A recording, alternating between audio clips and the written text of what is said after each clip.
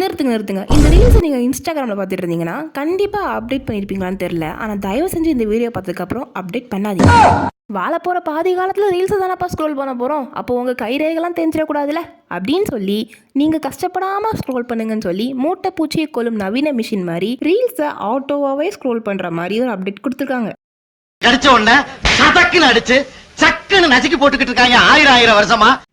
நீ சொல்கிற அப்டேட்டில் நல்லா தான்மா இருக்குது, ஆனால் எங்களுக்கு எதுவும் வரலையே அப்படின்னு நீங்கள் கேட்டிங்கன்னா ஒரு சில யூசர்ஸ்க்கு மட்டும்தான் அந்த அப்டேட் வந்திருக்கு. இதில் நான் முக்கியமாக சொல்ல வர விஷயம் என்னென்னா, நான் சும்மா ரீல்ஸ் ஸ்க்ரோல் பண்ணிகிட்டு இருக்கும்போது கமெண்ட் செக்ஷனை கிளிக் பண்ணேன். கமெண்ட் செக்ஷன் ஆட்டோ ஸ்க்ரோல் ஆகுது. இதை பார்த்து எனக்கு ஷாக் ஆகிறதா இல்லைன்னா பகீர் இருக்குதா சத்தியமாக தெரில. அதை பார்த்து ஆதங்கத்தில் தான் இந்த வீடியோவை நான் ரெக்கார்ட் பண்ணிகிட்ருக்கேன். ஏன்னா எல்லாமே தொட்டதுக்கு அடுத்து ஆட்டோமேட்டிக்காக போயிட்டுருக்கேன். இந்த காலத்தில் நிறைய குழந்தைகள்லாம் இந்த இன்ஸ்டாகிராம் யூஸ் பண்ண ஆரம்பிச்சிட்டாங்க. ஸோ ஜென்சி மாம்ஸ் ஏதாவது கொஞ்சம் இருக்கீங்கன்னா அந்த மாதிரி விஷயத்த கொஞ்சம் தவிர்க்கணும்னு நான் சொல்லி ஒரு வேண்டுகோளாக வச்சுக்கிறேன். நீ மட்டும் ஒழுங்காக இருக்கியா அப்படின்னு நீங்கள் கேட்டிங்கன்னா சத்தியமாக நான் இல்லை. இன்னையிலேருந்து இந்த வீடியோவை பார்த்து நீங்கள் முன்னேறுவீங்கன்னு சொல்லி தான் நான் அந்த ஒரு வீடியோ போட்டிருக்கேன்.